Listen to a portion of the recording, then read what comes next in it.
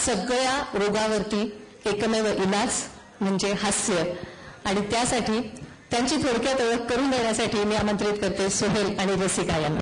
आपका स्वागत है। एहसान कुरैशी साहब आ चुके हैं।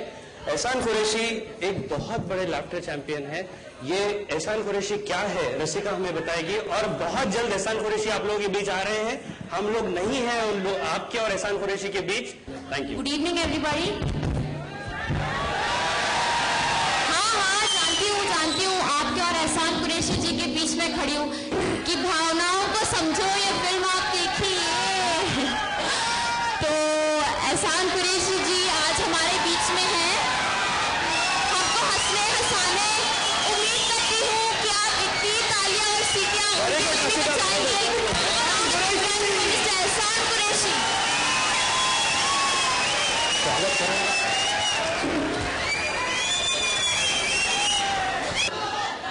औरंगाबाद वाले तो छा गए,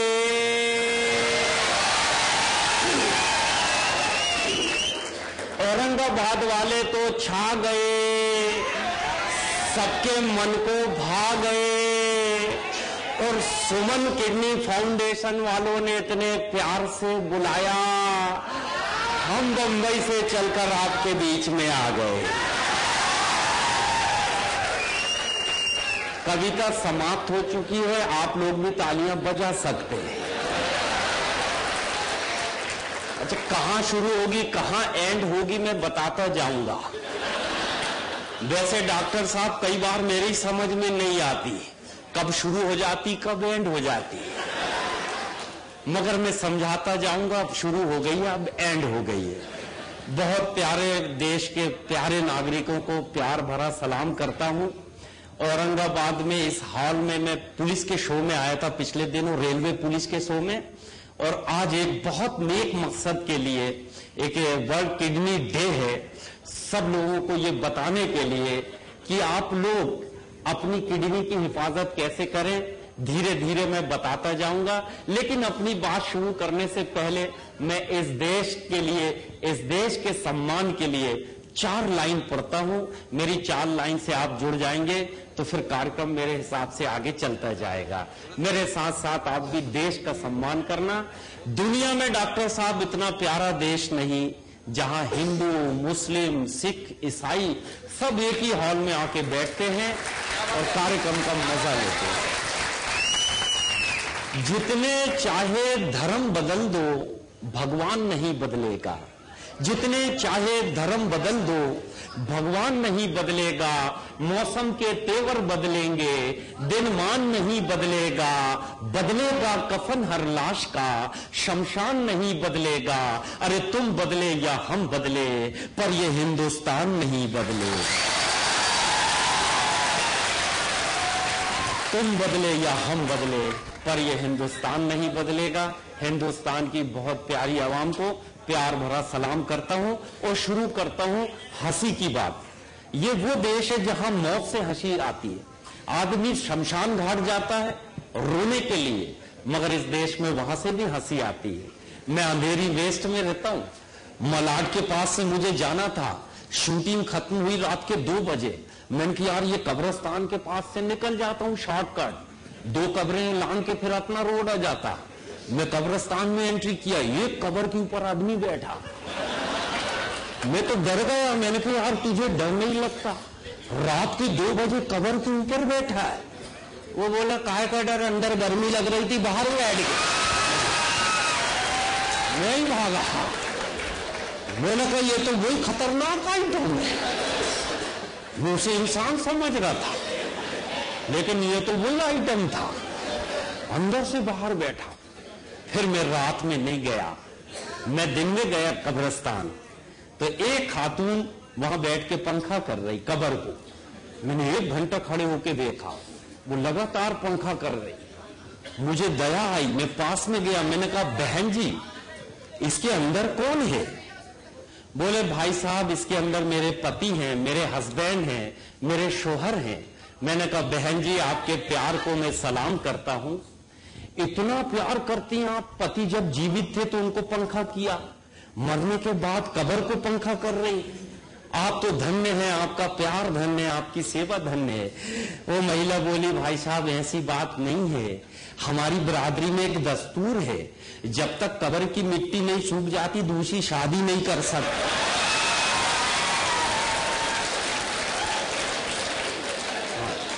वो तो अपने जुगाड़ में बैठी थी,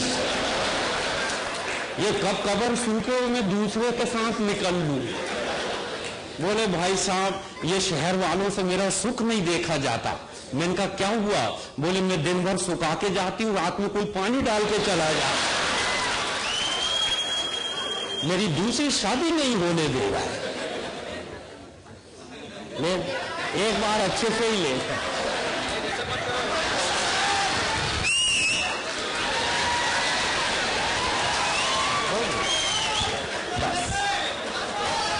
बस हो गया, हो गया बेटा। हाँ बस, क्योंकि मेरा ध्यान ये कैमरे में ही लगा रहे। मेरा एक कैमरामैन मेरे पास आया दोस्त, बोले एहसान भाई बड़ा इंटरनेशनल टाइप का ग्राहक आया। मैंने कहा क्या बोलता है? बोले यार कह रहा है मेरी पासपोर्ट साइज का फोटो निकालो मगर जूते भी आना चाहिए।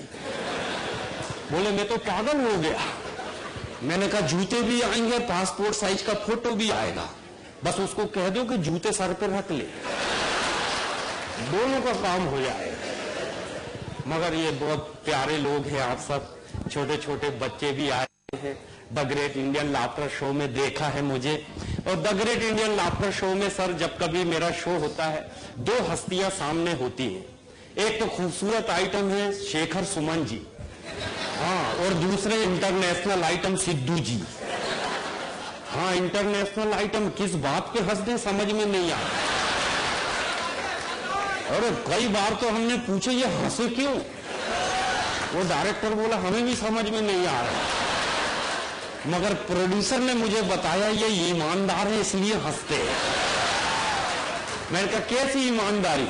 बोले पैसा ही हंसने का लिए इसलिए हंसते हैं।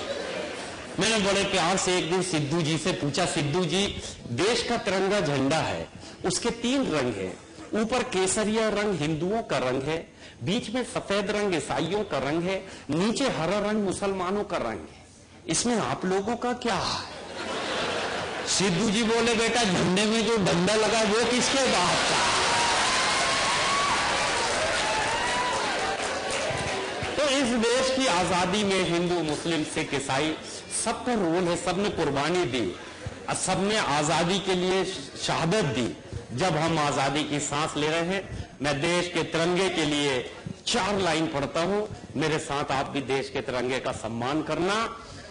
इतनी सी बात हवाओं को बताए रखना, इतनी सी बात हवाओं को बताए रखना, रोशनी होगी चिरागों को जलाए रखना, लहू देकर जिसकी हिफाजत की है शहीदों ने, ऐसे तिरंगे को सीने से लगाए रखना,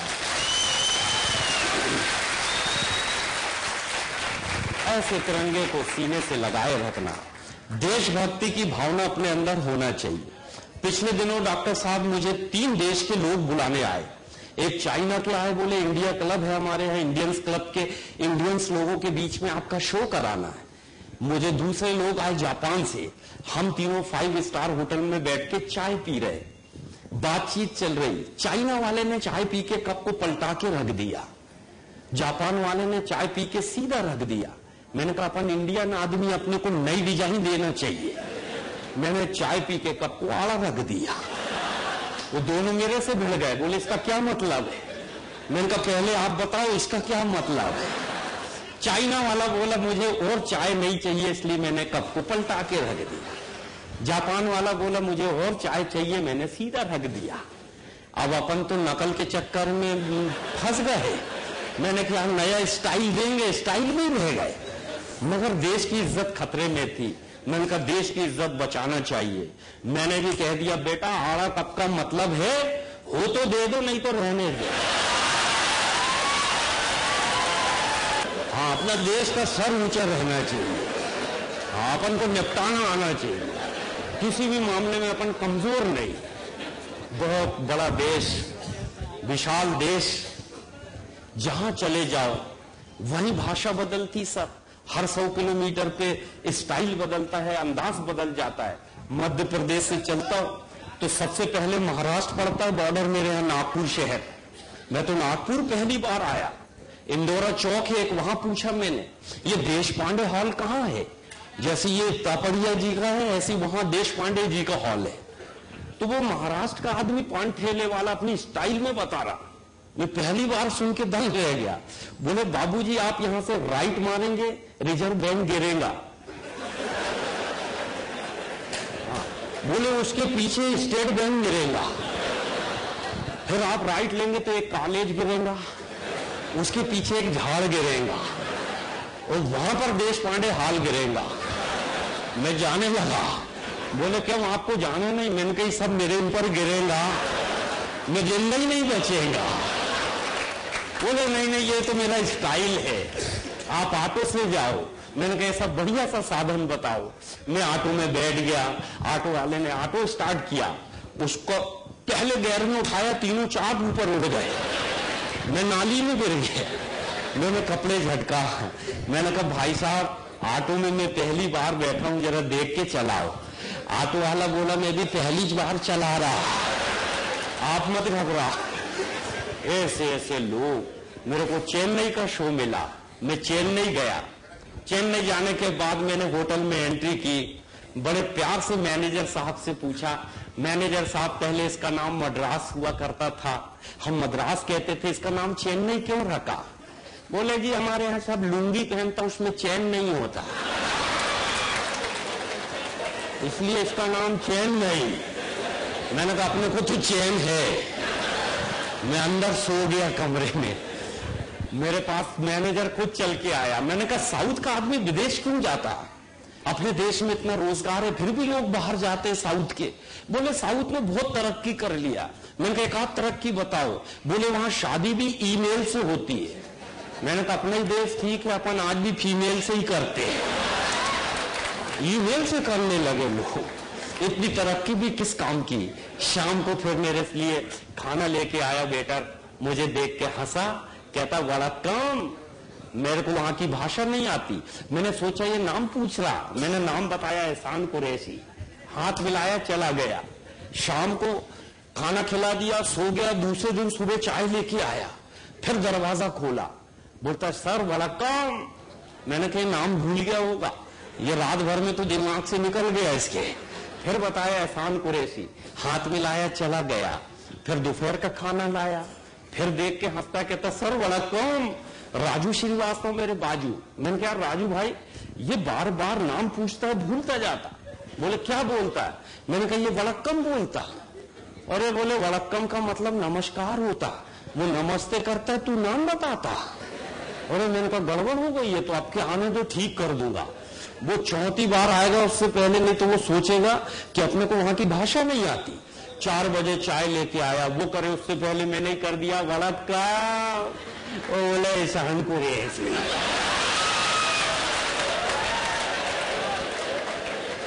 गजब का देश और गजब के लोग। इतना बड़ा देश है कि जाते जाओ लोग थकते जाते हैं। हम किसी से पूछ लेते हैं ये अजंता होटल यही है, तो पढ़ा लिखा आदमी कहता है यस, और तहजीब वाला जी हाँ, और गांव का हुआ तो हाउ। मगर राजस्थान में यस को 6 बोलते। मैंने तो वेटर से पूछा तेरी मम्मी? बोले 6। मैं कहा तेरे पापा? बोले वो भी 6। मैंने कहा यार एक ही मुश्किल से मिले, तेरे 6। कितना बड़ा देश। गुजरात गया सर, एयरपोर्ट पे पति पत्नी लेने आए, वही वेलकम करे, एहसान भाई आइए आपका स्वागत है, मिलिए ये मेरी पत्नी कमला बहन। बोले मेरे पति जनेश भाई। मैंने कहा भाई बहन का भी जोड़ा। गुजरात भी गजब का। मगर जिधर चले जाओ वहां से हंसी निकल के आती है। मौत से कैसे हंसी निकलती, 4 लाइन आप तक पहुंचाता हूं। पसंद आए तो आप ताली बजाना, और पसंद ना आए तो ज्यादा बजाना। हाँ ऐसा लगना चाहिए हॉल में सभी समझदार लोग। फांसी पे चढ़ते हुए कैदी से जज साहब ने कहा, फांसी पे चढ़ते हुए कैदी से जज साहब ने कहा, अपनी अंतिम इच्छा बताइए। कैदी बोला, मेरे बदले आप ही लटक जाइए।